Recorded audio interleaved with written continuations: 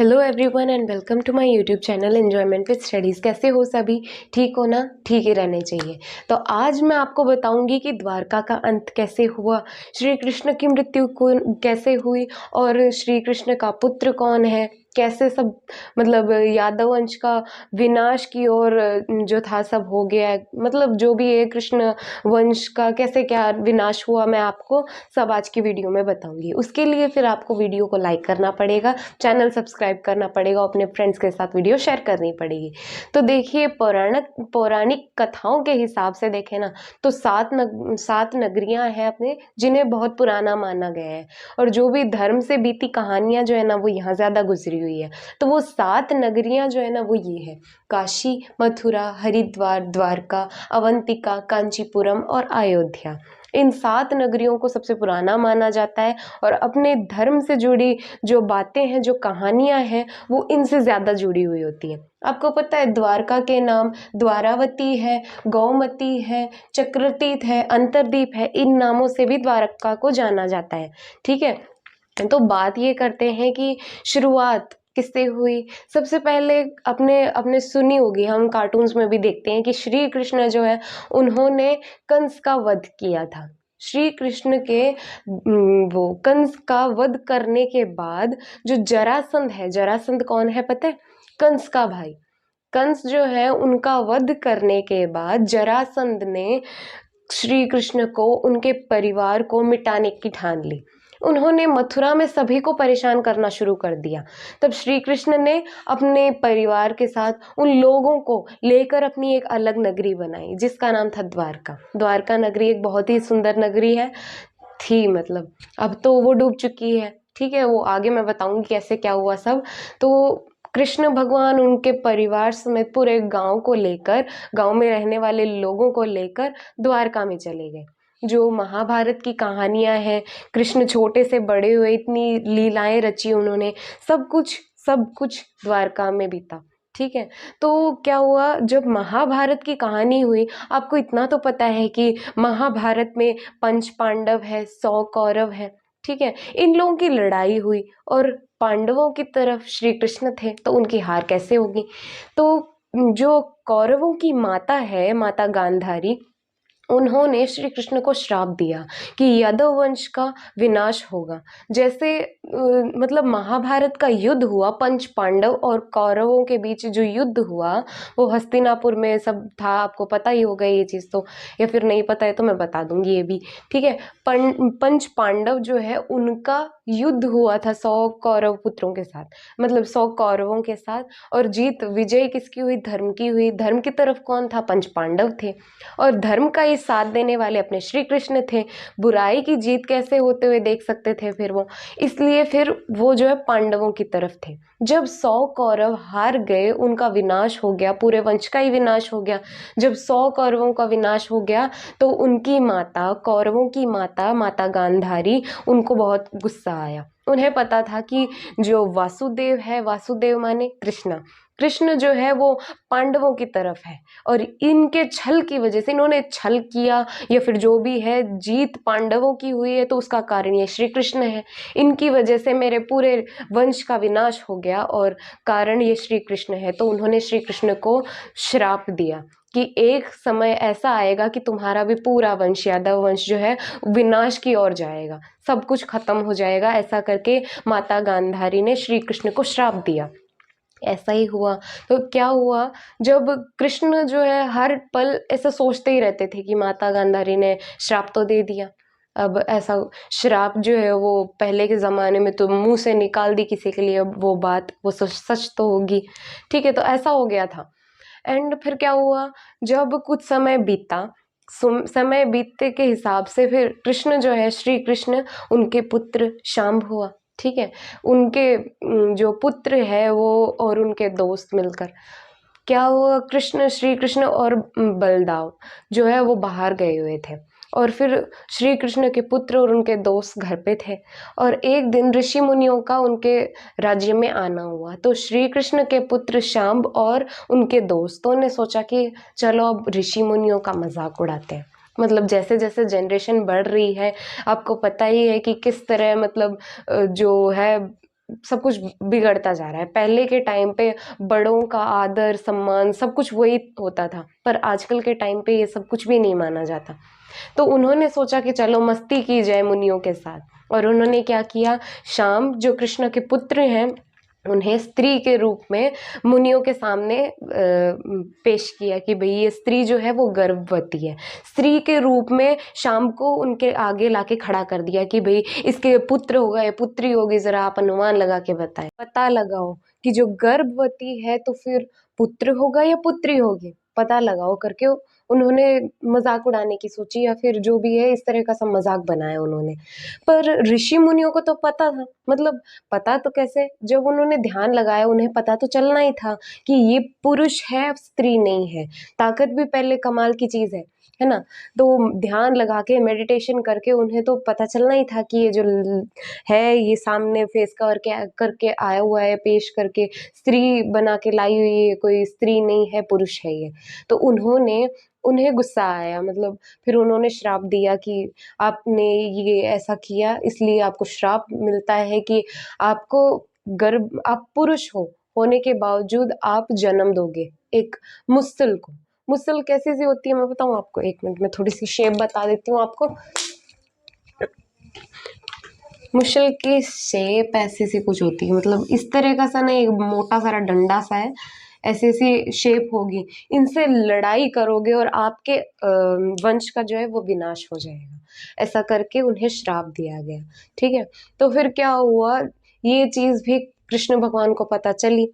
उन्होंने सोचा कि अब श्राप है ये सच तो हो गई, अब माता गांधारी का दिया हुआ श्राप विनाश की ओर ही ले जाएगा। अब मुनियों ने दे दिया है तो ये भी साथ साथ में मतलब अब विनाश की ओर चल पड़ा है, अपने वंश का जो है सब कुछ आगे अंत आने वाला है। श्री कृष्ण को पता चल गया उनको। तो क्या हुआ, रात को जब राजकुमार श्याम जो है वो सो रहे थे, उस टाइम पे राजा उग्रसेन, उस राज्य के राजा, वो आए और उनके बाजू में जन्मे उस मुसल को उठा के उन्होंने नदी में फेंक दिया।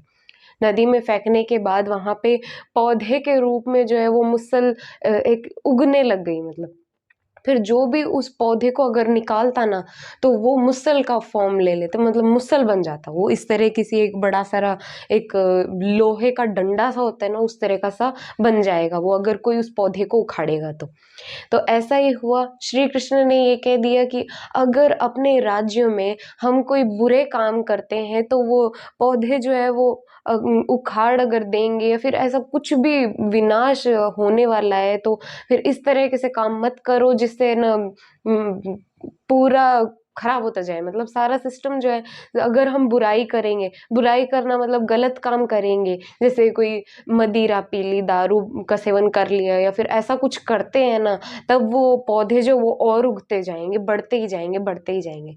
और फिर है ना उस वजह से फिर हमारा जो है विनाश लिखना पक्का है, विनाश होना पक्का है। तो ऐसे करके बात बनी। हुआ क्या, और वो जो लोग हैं, फिर श्री कृष्ण का खुद का बेटा, क्या हुआ, श्राप इस तरह का सा था कि श्री कृष्ण और उनके भ्राता बलदाव उनको कुछ नहीं होगा, पर अगर आपस में शांब और या फिर जो भी उनका पूरा वंश इस मुसल से एक बार पड़ने पर ही पूरा हो जाएगा, मतलब खत्म हो जाएगा, सब मर जाएंगे सिवाय श्री कृष्ण और बलदाव के अलावा। ठीक है, तो इस तरह की सी बात हुई थी। और फिर क्या हुआ, जो शाम का जन्मदिन आया, श्री कृष्ण बाहर थे, बलदाव भी वहीं थे राज्य में वैसे तो शाम ने अपने दोस्तों को बुलाया। घर पे बुलाने के बाद उन्होंने सोचा कि जन्मदिन बार बार तो आता नहीं, मदिरा सेवन कर लेते हैं, किसी को पता नहीं चलेगा करके उन्होंने पार्टी बना ली वहाँ पे, अच्छा बना के पीने लग गए। श्री कृष्ण को गुस्सा आया। उन्होंने क्या किया, उन्होंने अपने एक सेवक को बोला, मतलब उस सेवक का नाम दारुक था। ठीक है, तो वो सेवक या सारथी हम जो भी बोले, तो उन्हें बता दिया कि जाके वहाँ पे हस्तिनापुर में आपको अर्जुन मिलेगा, उसको जाके बोल दो कि जो है श्री कृष्ण का अंत आ गया है, उनके कुल के विनाश का समय जो है करीब आ गया है। वो जाके अर्जुन को ये सारी बात बता दो और कह दो कि द्वारका में उपस्थित सारी जो रानियां राजकुमारियां जो भी है उन सबको वहां से ले जाओ, क्योंकि अगर मेरा अंत करीब आ गया तो द्वारका का अंत भी करीब आ चुका है। ठीक है, ये बात होने के बाद श्री कृष्ण ने उसको कहकर भेज दिया। वो जाके अर्जुन को मिल गया और फिर उन्होंने वो द्वारका चले गए वो। तभी क्या हुआ, जो श्री कृष्ण है वो अपने बेटे के पास जब जाते हैं ना, तब वो देखते हैं कि बलदाव और शाम्ब की जो है वो लड़ाई हो रही होती है। किस बात पे?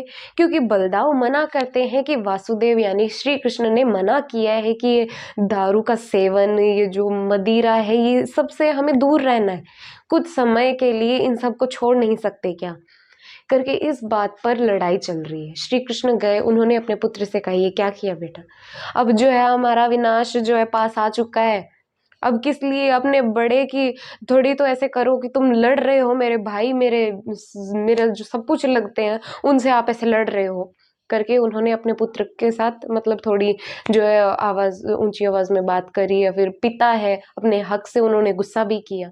तो शाम जो है उन्होंने भी बराबर लड़ाई की कि क्यों, मेरा जन्मदिन है, मैं तो कुछ भी करूँगा, ये वो।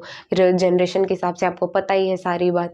वो भी मतलब चुप नहीं रहे, बराबर बोलते रहे, क्या गलत है, मेरा जन्मदिन मैं कैसे भी मनाऊँ, आप क्यों बोल रहे हो करके अपने पिता के साथ लड़ाई की। तभी श्री कृष्ण ने जाके वहाँ से वो मुसल जो है पौधे के रूप में उसे उखाड़ के एक मुसल निकाल ली और वार किया अपने बेटे पे।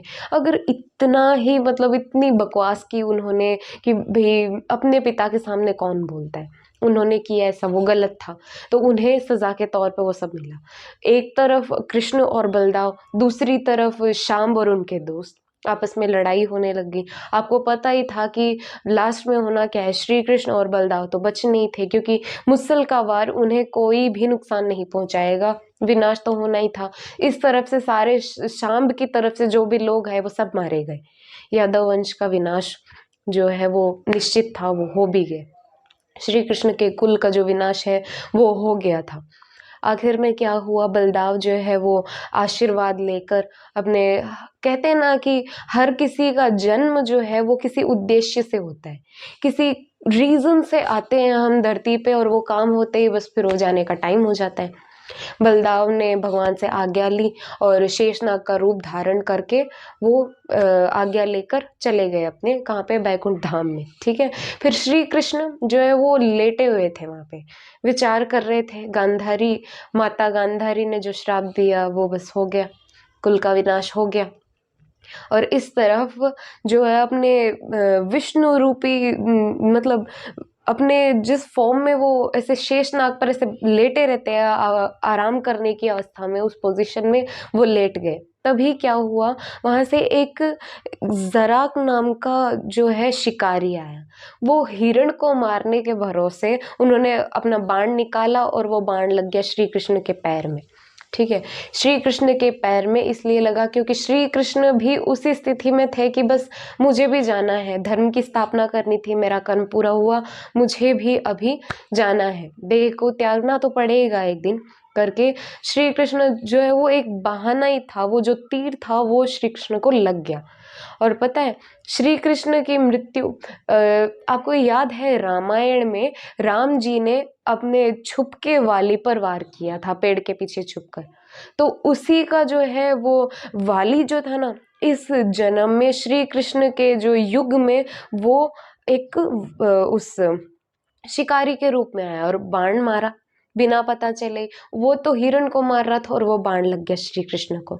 इससे फिर श्री कृष्ण ने अपना देह त्याग दिया। श्री कृष्ण ने अपना देह त्याग दिया तो उस तरफ द्वारका का विनाश तो निश्चित था। जब श्री कृष्ण जिसने द्वारका नगरी बनाई है वही यहाँ नहीं है तो द्वारका का क्या काम। तो वो द्वारका पूरी की पूरी नदी में समा गई, वो जो है अंदर डूबती चली गई। माना जाता है कि अभी साइंटिस्ट जो है वो पता करते हैं तो द्वारका के जो कुछ जब पानी में जाके पता किया ना वो साइंटिस्ट या फिर जो भी है कुछ फाइंड करने के लिए रिसर्च करने पर, तो पता चला कि नदी के अंदर अभी भी जो द्वारका है वो समाई हुई है। ये कहानी सच है। एंड तो ऐसे हुआ था द्वारका का विनाश, श्री कृष्ण की मृत्यु।